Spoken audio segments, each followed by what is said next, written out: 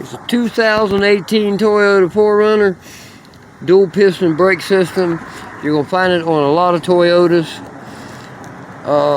What you got is each one of these pins, top and bottom, has a little hole in it. And this little wire goes in the hole, and that's what holds the pins in there so they can't come out. So first thing you want to do is spray this up with some lubricant and pull out, I guess we're going to call this a retaining wire. You pull him out. Pay attention to which direction the holes in the pins is pointed. See how I'm putting it in the top hole, and you got the same thing on the bottom. So pay attention to what direction the holes are. Don't lose your little retaining pin, because you're going to need that when you put it back together.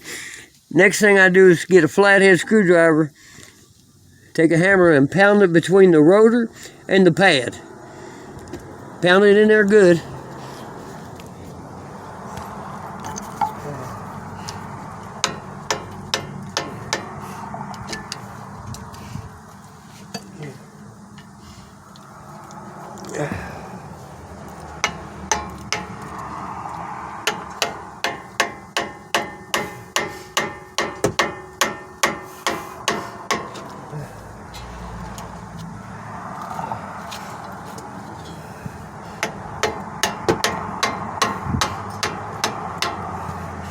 Now, once you get it in there, see, I went up to a bigger, fatter screwdriver and pound it all the way in.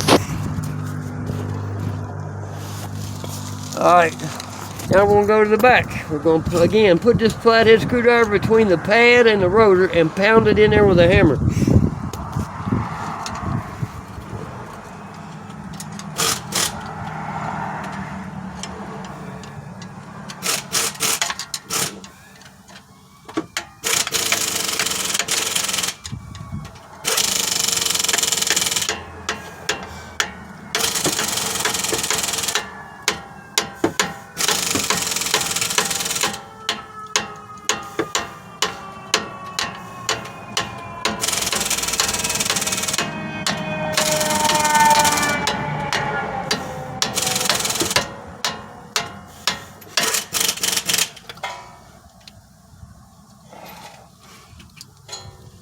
Now, you see, I got one screwdriver between the pad and the rotor on the front side to push the pistons in. I put another flathead between the pad and the rotor in the back and pounded it in till it pushed the back pistons in. If your screwdrivers ain't big enough, you can work them back and forth like this against each other. Your goal is to get all 4 pistons pushed back. Okay. Next thing we're going to do, we can take the screwdrivers out once we're got our pistons in. We got to drive the top and the bottom pin out. Remember what direction that little hole is pointed in, because you're going to need that when you put it back together.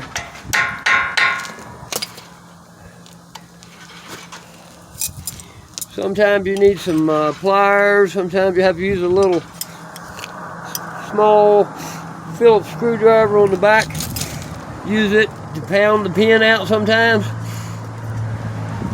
But you'll pull your top pin out first. Now, I don't know if you can see it, but there's a little hole in the end of the pin right there. That retaining clip goes in that little hole when you put it back together. Again, I'm saying pay attention to what direction the hole is. Now, you want to take some sandpaper and clean these pins up real good before you put it back together. It'll help you out a lot.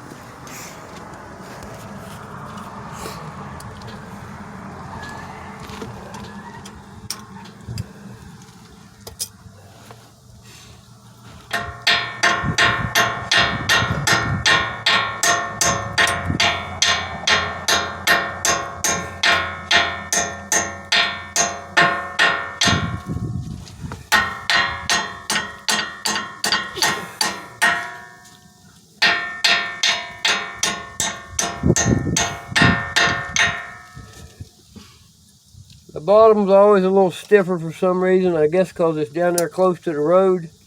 I kind of just drive it in and out there a few times.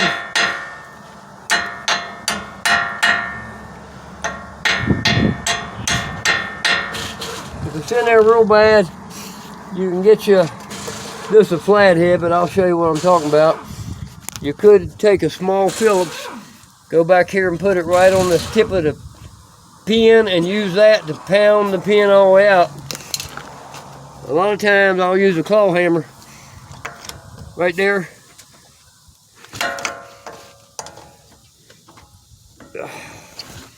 Well, so much for that, but anyway, you get the idea. Anyway, our goal is to get this bottom pin out. Here he comes. There he comes. All right. Same thing as the top. Only the bottom's got a little spring thing on it. Okay, again, you're going to need to remember what direction that little hole in the pin was pointed when you put it back together. Now, there's going to be a little spring in here. Got to unhook him. You start, doesn't matter if you start on the front or the back.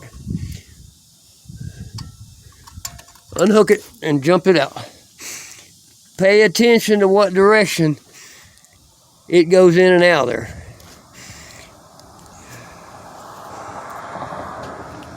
Look at it real close before you take it apart. It sits in there like this. Okay? Now, you can slide the pads out from the front and the back. Now on this one, we're going to be changing the rotors. So you're going to need help. What you're going to do, you're going to take this bolt right here, which is a 12 millimeter, take it loose so you can move this bracket. Down in the back, there's two 19 millimeter bolts. You take those two out, you're going to pull the caliper over here and hold it while your partner takes the rotor, old rotor off, puts a new rotor on. And now I'm going to pause for a minute while I do that.